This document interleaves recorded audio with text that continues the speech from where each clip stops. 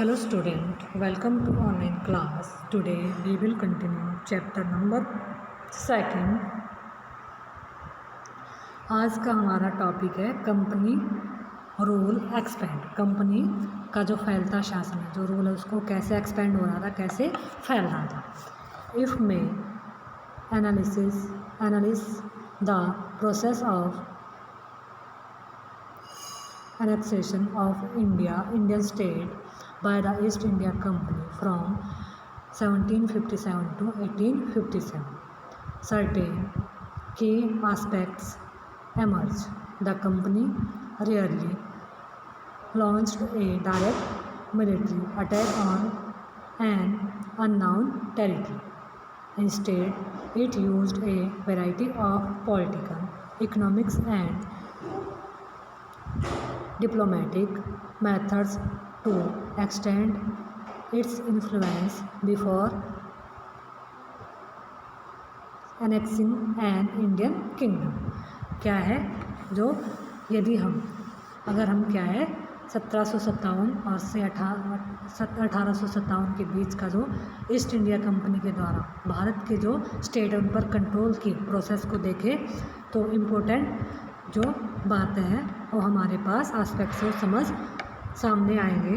किसी अनजान इलाके में कंपनी ने क्या है अपने जो किसी अनजान जो एरिया में उन्होंने अपने मिलिट्री को सीधा क्या है हमला नहीं किया। उसने किसी भी इंडियन जो हमारी टेरिटरी है उसमें पहले अधिग्रहण करने से पहले क्या किया, यहाँ की पॉलिटिकल और इकोनॉमिक और क्या है डिप्लोमेटिक यानी कि कूटनीतिक जो रिसोर्स है साधनों का क्या है यूज़ किया। After the battle of Buxar 1764, Buxar की जो बैटल हुई थी वो मीर कासिम और ब्रिटिश कंपनी के बीच में हुई थी 1764 में। The company appointed residents in Indian state. They were political or commercial agents and their jobs was to serve and further the interests of the company. Through the residents, the company officials began interfering in the internal affairs of Indian state. They tried to decide who was to be the successor to the throne and who was to be appointed in administrative post. Sometimes the company forced the states into a subsidiary alliance. According to the terms of this alliance, Indian rulers were not allowed to have their independent armed force. They were to be protected by the company, but had to pay for the subsidiary force that the company was supposed to maintain for the purpose of this protection. If the Indian rulers failed to make the payment, then part of their territory was taken away as penalty. For example, when Richard Wellesley was Governor General 1798 to 1805, the Nawab of Awadh was forced to give over half of his territory to the company in 1801. He is failed to pay for the subsidiary force. Hyderabad was also forced to cede territories on similar grounds. क्या हुआ, जो बक्सर की लड़ाई 1764 के बाद जो company ने Indian जो टेरिटरी है में अपने रेजिडेंट क्या कर दिए थे बना दिए और कंपनी ने पॉलिटिकल और कमर्शियल अपने रिप्रेजेंटेटिव वहाँ होते थे और उनका जो वर्क होता था वह होता था अपने हितों की रक्षा करना और उन्हें आगे बढ़ाना था। और रेजिडेंट के माध्यम से कंपनी के जो ऑफिसर्स भारतीय राज्यों में इंडियन स्टेट्स के अंदर के जो मामलों में भी क्या करने लगे थे, वह अब दखल देने लगे थे। और अगला राजा कौन होगा, किस पद पर, जो किस सीट्स पर किसको तैनात किया जाएगा, और इस तरह की जो चीज़ें भी कंपनी के अब जो अफसर हुआ ही डिसाइड करना चाहते थे। कई बार कंपनी ने जो टेरिटरी पर सहायक संधि भी थोप दी। जो टेरिटरी इस बंदोबस्त यानी सब्सिडाइज या बंदोबस्त को मान लेती थी, उसे का अपनी जो इंडिपेंडेंट सेना है वह अपना मतलब स्वतंत्र सेना रखने का राइट उनको नहीं होता था। उसे कंपनी की तरफ से ही जो प्रोटेक्शन हुआ है मिलती थी। और क्या होता था, सहायक सेना कंपनी को ही पैसा देती थी। और अगर जो इंडियन रूलर्स जो पेमेंट वह ना दे सके तो कंपनी जुर्माने के तौर पर उनका आधा इलाका अपने कंट्रोल में ले लेती थी। और एग्जांपल के लिए रिचर्ड वेल्जली जो गवर्नर बने थे 1798 से 1805 तक, उस टाइम जो अवध के नवाब थे, अवध के जो नवाब थे वह को 1801 में अपना आधा इलाका उनको देना पड़ा था, रिचर्ड वेल्जली को देना पड़ा था, मजबूर किया गया था, क्योंकि नवाब सहायक सेना के लिए उनकी जो सैलरी थी वह नहीं अदा कर पाए थे। और इसी के अकॉर्डिंग हैदराबाद के भी कई इलाके क्या है छीन लिए गए। अब क्या है, how what did the resident power, इसको आप पढ़ना कि रेजिडेंट की पावर क्या होती है। कंपनी द्वारा जो नियुक्त किए गए रेजिडेंट हैं, जो अफसर हैं, के बारे में स्कॉटलैंड के प्रसिद्ध अर्थशास्त्री और पॉलिटिशियन जेम्स मिल ने कहा है कि दरअसल रेजिडेंट जो रेजिड्यू प्लेस ए रेजिडेंट का मीनिंग होता है रियासत का राजा होता है, और हम उसे हस्तक्षेप की मनचाही निषेधाज्ञा के तहत काम करने की छूट देते हैं। जब तक स्थानीय राजा पूरी तरह अधीनस्थ रहता है और रेजिडेंट यानी ब्रिटिश गवर्नमेंट के माफिक काम करता है तो चीज़ें आराम से चलती रहती है। मतलब जो राजा इंडिया का ब्रिटिशर्स के कंट्रोल में रहेगा तो तब तक क्या है, सुपरविजन में रहेगा तो वह वहाँ काम आराम से चलता रहेगा, उसको ही राजा बना के रखेंगे। लेकिन और दखलंदाजी के बिना कुछ चल जाता है, सब कुछ चल जाता है। और जब भी कोई कुछ अलग तरह का घटता है, जब भी राजा कोई ऐसा रास्ता अपनाता है जिसे जो ब्रिटिश गवर्नमेंट गलत मानती है, तो उसमें क्या हो जाता है, उनमें टकराव हो जाता है और डिस्टर्बेंस पैदा हो जाते हैं। अब है Tipu Sultan the tiger of Mysore, जो टीपू सुल्तान शेर मैसूर, टीपू सुल्तान मैसूर के नवाब थे। The company restored to direct military conformation when it saw a threat to its political or economic interests. This can be illustrated with the case of the southern Indian state of Mysore. जब company को अपने जो political जो और आर्थिक हितों पर क्या दिखाई देने लगा, उनको खतरा दिखाई देने लगा, थ्रेट दिखाई देने लगा, तो कंपनी ने प्रत्यक्ष सैनिक टकराव का रास्ता भी अपनाया। और दक्षिण भारत का जो राज्य मैसूर का एग्जाम्पल से ही है हम समझ सकते हैं। Mysore had grown in strength under the leadership of powerful rulers like Hyder Ali ruled from 1761 to 1782 and the famous son Tipu Sultan ruled from 1782 from 1799. Mysore controlled the profitable trade of the Malabar coast, where the company purchased paper and cardamom. In 1785, Tipu Sultan stopped the export of sandalwood, paper and cardamom through the ports of his kingdom. This allowed local merchants from trading with the company. He also established a close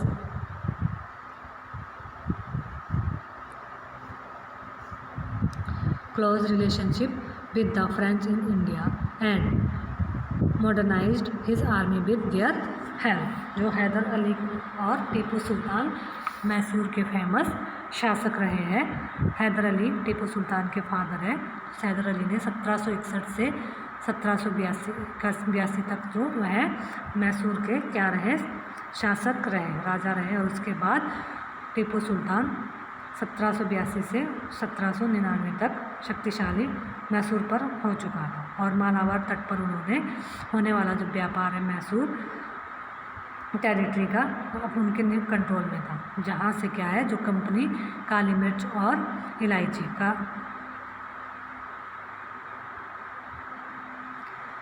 का क्या करते थे, व्यापार करते थे। लेकिन सुल्तान ने जो टीपू 1885 में उस पर क्या कर दिया, बैन लगा दिया कि वह उनके साथ कंपनी के साथ कोई किसी भी प्रकार का कारोबार नहीं करेंगे।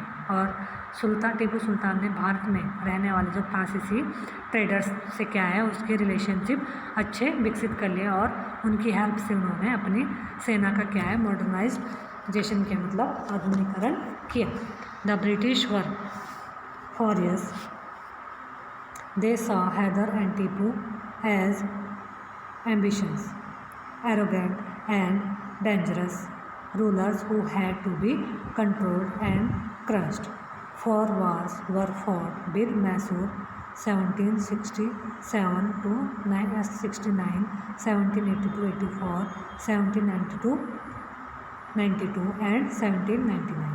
Only the last, the Battle of Srirangapatnam, did the company ultimately win a victory.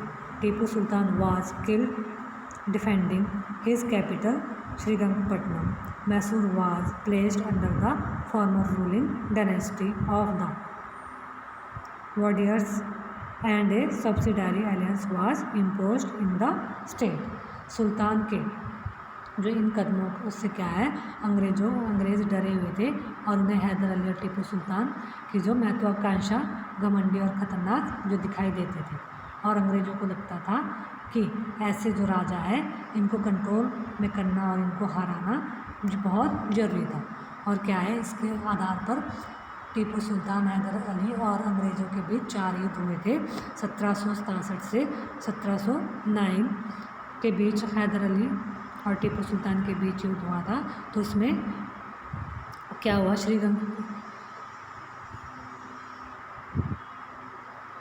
और उनको जो सफलता नहीं मिली, उन्हें लास्ट का जो युद्ध हुआ 1999 में उसमें उन्हें विक्ट्री हासिल हुई और उन्होंने राजधानी को प्रोटेक्ट करते हुए टीपू सुल्तान उसमें डिफेक्टेड हो गए थे, मतलब मर गए थे। और मैसूर का जो राजकाज पुराने वोडियार राजवंश के हाथों में सौंप दिया गया। और इसके साथ ही मैसूर पर भी सहायक संधि, मतलब उन्होंने सब्सिडायरी जो सहायक संधि थी उनको थोप दिया, मतलब वहाँ पे भी अब अंग्रेज़ों का कंट्रोल हो गया।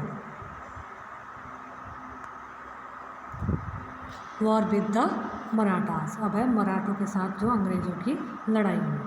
From the late 18th century the company also sought to curb and eventually destroy Marathas' power with their defeat in the Third Battle of Panipat in 1764. Panipat का जो थर्ड बैटल हुआ था वह 1764 में हुई। The Marathas' dream of ruling from Delhi was shattered. They were divided into many states under different chief Sardar belonging to dynasties such as Sindha, Holkar, Gaikwad and Bonsal. These chiefs were held together in a confederacy under a Peshwa principal minister who became its effective military and administrative head based in Pune. Mahadaji Sindha and Nana Padans were two famous Maratha soldiers and statesmen of the late 18th century. 18वीं शताब्दी के आखिर में last में क्या है company मराठों की ताकत को क्या है उन्होंने पूरी तरह अपने पावर को अपने कंट्रोल में कर लिया था, सोचने में लगी थी। और 1761 में जो पानीपत की लास्ट लड़ाई हुई थी, तीसरी लड़ाई में हार के बाद दिल्ली से देश के शासन देश का शासन चलाने का जो मराठों का ड्रीम था वह क्या हो गया था, अब ख़त्म कर दिया गया था और कई राज्यों में बंट गया था मराठी। इन राज्यों को क्या है, बागडोर क्या है, रिस्पॉन्सिबिलिटी सिंधिया, होलकर, गायकवाड़ और भोसले जैसे अलग अलग जो राजवंश थे, डायनेस्टीज थी, उनको सौंप दी गई। और यह सारे सरदार एक पेशवा क्या होते थे, सर्वोच्च मंत्री के अंतर्गत कन्फेडरेसी मतलब राज्य मंडल मतलब क्या अलायंस गठबंधन में सदस्य थे। और पेशवा इस राजमंडल का सैनिक और प्रशासनिक प्रमुख होता था और पुणे में रहता था। वह कहाँ रहता था, पुणे में रहता था। महादजी सिंधिया और नाना फडणवीस 18वीं सेंचुरी के आखिर दो प्रसिद्ध फेमस जो क्या थे, मराठा सोल्जर थे, योद्धा थे। The Marathas were subdued in a series of war. In the first war that ended in 1782 with the Treaty of Salbai, there was no clear victor. The second Anglo-Maratha War 803 to 5 was fought on different fronts, resulting in the British gaining Orissa and the territories north of the Yamuna River, including Agra and Delhi. Finally, the Third Anglo-Maratha War of 1817 to 19 crushed Maratha power. The Peshwa was removed and sent away to Bittur near Kanpur with a pension. The company now had complete control over the territories south of the Vindhyas. और क्या है, एक के बाद एक बहुत सारी लड़ाइयाँ मराठों को क्या हुई, जिसने कि मराठों की पावर ख़त्म हो गई थी और वह अंग्रेज़ों के सामने अपने घुटने टेकने को मजबूर हो गए। तो पहला युद्ध हुआ था 1782 में सालबाई की संधि के साथ ख़त्म हुआ। दूसरा युद्ध अंग्रेज़ मराठा युद्ध हुआ 1803 से 5 तक और कई मोर्चों पर लड़ा गया। और इसका नतीजा हुआ कि इसमें उड़ीसा और यमुना तथा के उत्तर में स्थित आगरा और दिल्ली सहित कई जो भूभाग है अंग्रेज़ों के इस नियंत्रण में हो गए। और लास्ट जो युद्ध हुआ था 1817 से 19 में, ये भी अंग्रेज़ों और मराठों के बीच हुआ था। इसमें क्या है, अंग्रेज़ों ने मराठों को क्या है पूरी तरह अपने कंट्रोल में कर लिया और वह विंध्यावार दक्षिण में स्थित पूरे भूभाग पर कंपनी का क्या हो गया था, कंट्रोल हो गया। अब है द क्लेम ऑफ पैरामाउंटेसी मतलब सर्वोच्चता का दावा। क्या था ये सर्वोच्चता का दावा क्या था? It is clear from the above that from the early 19th century the company pressed and aggressive policy of territorial expansion under Lord Hastings, Governor General from 1813 to 1823. A new policy of paramountcy was paramount or supreme. Hence, its power was greater than that of Indian states. In order to protect its interest, it was justified in annexing or threatening to annex any Indian kingdom. This view continued to guide later British policies as well. ना उपरोक्त जो हमने विवरण अभी तक जो description में पढ़ा कि 19th सेंचुरी के स्टार्टिंग में क्या हुआ, कंपनी ने पूरे एरिया का विस्तार पर क्या है आक्रमण की नीति, उन्होंने क्या है आक्रामक नीति अपना ली थी, एग्रेसिव नीति प्रेस्ट और चला ली थी। और लॉर्ड हेस्टिंग 1813 से 1823 तक गवर्नर जनरल थे भारत के नेतृत्व में क्या हुआ कि पैरामाउंटेसी मतलब सर्वोच्चता की नीति स्टार्ट की गई। और कंपनी का दावा था कि उसकी जो पावर है सर्वोच्च है, इसलिए उसकी शक्ति क्या है सबसे ऊपर है, इसलिए वह रियासतों का भारतीय राज्यों के ऊपर है और अपने हितों को प्रोटेक्शन के लिए वह भारतीय जो रियासतों का क्या है कंट्रोल करने में उनका अधिग्रहण की धमकी देने के अधिकार अपने पास मानते थे। और यह सोच बाद में अंग्रेज़ों की नीतियों में क्या है, काफ़ी दिखाई देने लगी। जो पॉलिसीज़ आई इंडिया में, जैसे डॉक्ट्रिन ऑफ लैप्स थी उनकी।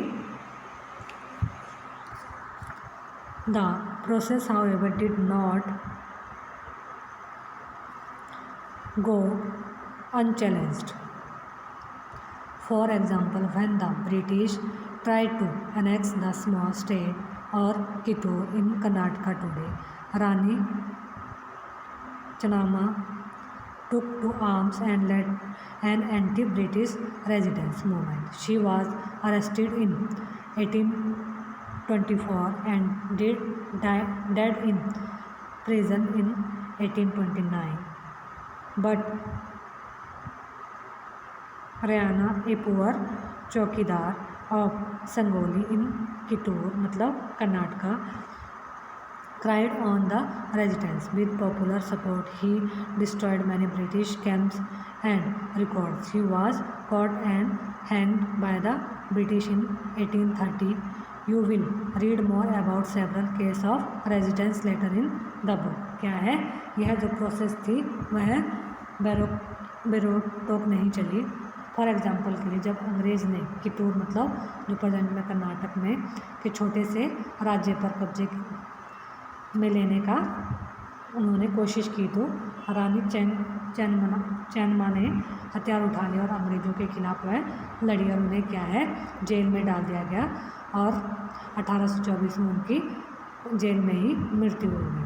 और उसके बाद 1829 में 1824 में उन्हें गिरफ्तार कर लिया और 29 में उनकी मृत्यु हो गई। उसके बाद जो कितूर तथा संगोली के एक गरीब चौकीदार रैयाना ने क्या है, इसका विरोध जारी रखा और चौतरफा समर्थन और सहायता से उन्होंने बहुत सारे ब्रिटिश शिविर ऑफिस उनको डिस्ट्रॉय कर दिया और रिकॉर्ड को जला दिया था।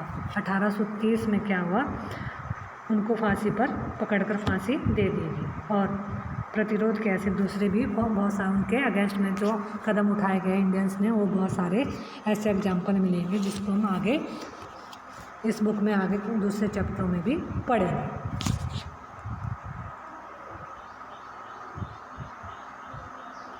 In the late 1830s, the East India Company became worried about Russia. It imagined that Russia might expand across Asia and enter India from the northwest. Driven by this fear, the British now wanted to secure their control over the northwest. They fought a prolonged war with Afghanistan between 1838 and 1842 and established indirect company rule there. Sindh was taken over in 1843. Next in line was Punjab, but the presence of Maharaja Ranjit Singh held back the company. After his death in 1838, two prolonged wars were fought with the Sikh kingdom. Ultimately, in 1849, Punjab was annexed. क्या हुआ, 1830 के दशक में अंत में east India company Russia के प्रभाव से बहुत क्या थी, डरी हुई थी और उन्होंने उनको डराया था कि अब पूरे रूस का प्रभाव पूरे एशिया में फैलकर उत्तर पश्चिम में भारत को भी अपनी चपेट में ना ले ले। और इसके चलते उन्होंने अंग्रेज़ों ने अब उत्तर पश्चिमी पर क्या है, कंट्रोल स्थापित करना चाहते थे। और उन्होंने 1838 से 42 के बीच अफ़गानिस्तान के साथ लंबी लड़ाई के बाद वहाँ 18 शासन स्थापित कर लिया और 1843 में सिंध पर भी कब्जे, सिंध को भी अपने कंट्रोल में ले लिया। इसके बाद वे पंजाब को अपने कंट्रोल में लेना चाहते थे, लेकिन वहाँ वो नहीं ले पाए क्योंकि वहाँ के जो रंजीत सिंह थे, महाराजा रंजीत सिंह, उन्होंने कंपनी को हरा दिया था। और 1839 में जब उनकी मृत्यु हुई तो उसके बाद उन्होंने इस रियासत को भी अपने दो लंबी उसमें फिर उन्होंने लड़ाई लड़ी और पंजाब को भी क्या है, अपने कंट्रोल में कर लिया। अब है the doctrines of lapse. Doctrines of lapse है विलय की नीति, ठीक है। The final was wave of annexation occurred under Lord Dalhousie, who was the Governor General from 1848 to 1856. He devised a policy that came to be known as the Doctrine of Lapse. The doctrine declared that if an Indian ruler died without a male, there his kingdom would lapse, that is, become part of company territory. One kingdom after another was annexed simply by applying this doctrine. Satara 1848, Sambalpur 1850, Udaipur 1852, Nagpur 1853 and Jhansi 1854। Lapse की जो doctrine of lapse की जो policy थी 1848 से 56 तक Lord Dalhousie यहाँ पर जो गवर्नर जनरल बने थे इंडिया में, और उन्होंने ये पॉलिसी चलाई थी। और ये पॉलिसी का मीनिंग था कि अगर किसी भी रूलर की या किसी भी किंग की उस मृत्यु हो जाए और उसका कोई आगे पैतृक उसका पुत्र या कोई नहीं है शासन करने वाला, तो उसका राज्य क्या है, लैप्स हो जाएगा, यानी कि समाप्त हो जाएगा और वह किसमें मिल जाएगा, उसको अंग्रेज़ों के कंट्रोल में वह हो जाएगा, उसका शासन अंग्रेज़ों के हाथ में चला जाएगा। इस नीति के अकॉर्डिंग क्या है, संबलपुर, सतारा, उदयपुर, नागपुर और झांसी अंग्रेज़ों के पास कंट्रोल में आ गई थी। डॉक्ट्रिन ऑफ लैप्स के अकॉर्डिंग कंट्रोल में आ गई। Finally, in 1856, the company also took over Awadh. This time, the British had an added argument. They said they were obliged by duty to take over Awadh in order to free the people from the misgovernment of the Nawab. Anger enraged by the humiliating way in which the Nawab was deposed, the people of Awadh joined the great revolt that broke out in 1857. और आखिरकार 1856 में जो company ने क्या है, अवध को भी अपने कंट्रोल में ले लिया था। और इस बार अंग्रेज़ों ने क्या है, एक नई पॉलिसी तर्क अपनाया था। उन्होंने कहा कि अवध की जो जनता है नवाब के कुशासन से आज़ाद कराने के लिए कर्तव्य से बंधे हुए है, मतलब नवाब का जो शासन था उससे छुड़ाना है, इसलिए वह अवध पर कंट्रोल करने को इसलिए वह अवध पर कंट्रोल करने के लिए क्या थे, मजबूर हो गए और अपने प्रिय नवाब को जो वहाँ की जनता है वह अवध को अंग्रेज़ों के कंट्रोल में लेने के लिए मजबूर हो गए और अपने प्रिय नवाब को जिस तरह से गद्दी से हटाया। उन्होंने जो उनका नवाब था उसको अपने नवाब की गद्दी से हटाकर उसे देखकर लोगों में क्या है, गुस्सा भड़का और उन्होंने अवध के लोग भी 1857 के महान मतलब अंग्रेज़ों ने जो उनके प्रिय नवाब को उनके पद से हटा दिया था, तो वहाँ के लोग भी जो 1857 का विद्रोह हुआ था उसमें मूवमेंट हुआ था उसमें शामिल हो गए थे। ठीक है,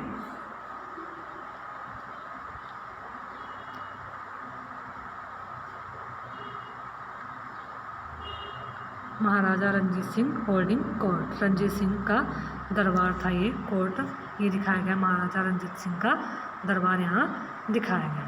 तो ये था। अब इसके बाद अगला जो टॉपिक है हमारा इस चैप्टर का वह है